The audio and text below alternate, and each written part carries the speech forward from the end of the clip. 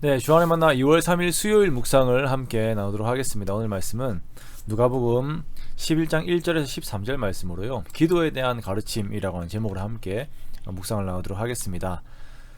오늘은 기도에 대한 내용을 함께 보려고 합니다.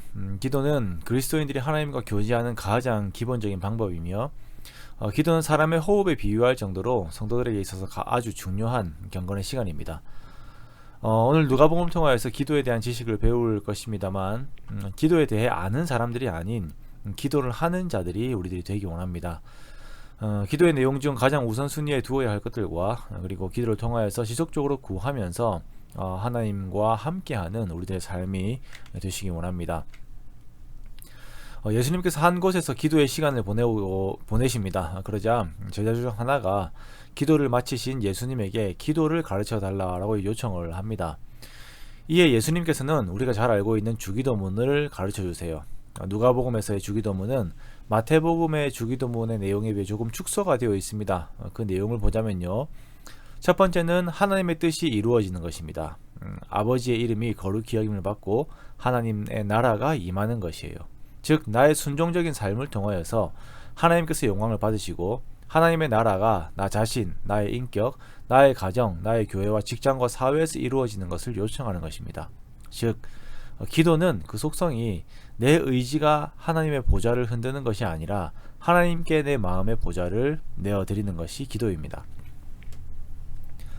두 번째는 일용할 양식을 구합니다. 일용할 양식을 구한다라는 것은 매일 하나님의 도우심을 받으며 하나님께 속한 삶을 살아감을 의미합니다.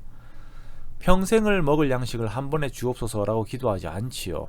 우리는 가끔 내가 평생에 일을 하지 않아도 될 만한 대박을 구합니다만 그것은 주님께서 원하시는 것이 아닙니다. 우리에게 주어진 매일을 살되 하나님을 의지하는 삶을 원하시는 것입니다.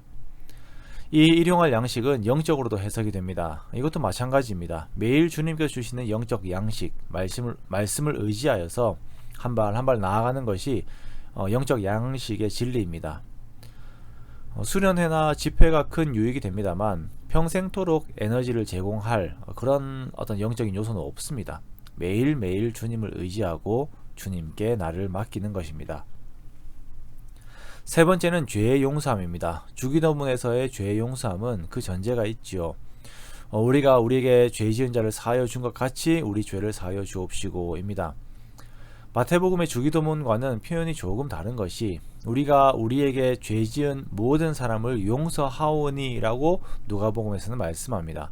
즉 이 용서가 앞으로 하겠다라고 하는 다짐이나 어떤 이상보다 더욱 구체적이고 일상적인 삶의 태도를 보이고 있는 것입니다. 이것은 죄의 용서를 구하는 것보다 내가 용서하는 삶을 살겠다는 그리고 우리 모두가 죄 가운데 있음으로 인하여서 다 하나님의 용서가 필요한 자들이다라고 하는 고백이 담겨 있습니다. 네 번째는 시험에 들지 않는 것입니다. 시험에 든다는 것은 기도의 내용과 반대되는 삶에 빠지지 않는 것이죠. 빠지게 되는 것이 시험에 드는 것이고 시험에 들지 않는 것은 기도의 내용과 반대되는 삶에 빠지지 않는 것입니다.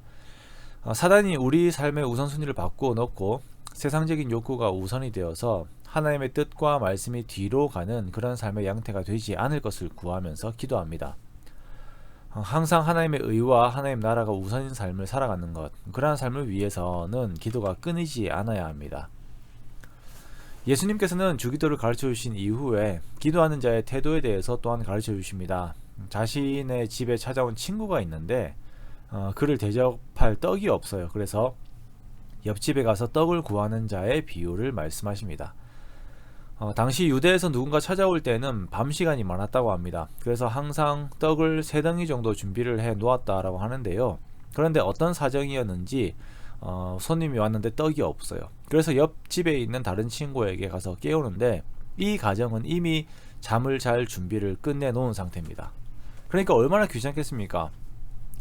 예수님께서는 이 사정을 말씀하시면서 그래도 결국 이 사람이 친구라는 명분이 아니라도 그 간청함으로 인해서 귀찮아서라도 줄 것이다 라고 말씀을 하세요. 이만한 간청으로 이 정도의 열심과 간절함으로 하나님께 구하며 기도해야 하는데요. 자, 이렇게 구하는 자가 결국은 받을 것이고 찾아낼 것이고 열릴 것입니다. 자, 왜 하나님께서는 이렇게 구하는 자에게 간절함을 요구하는 것인가?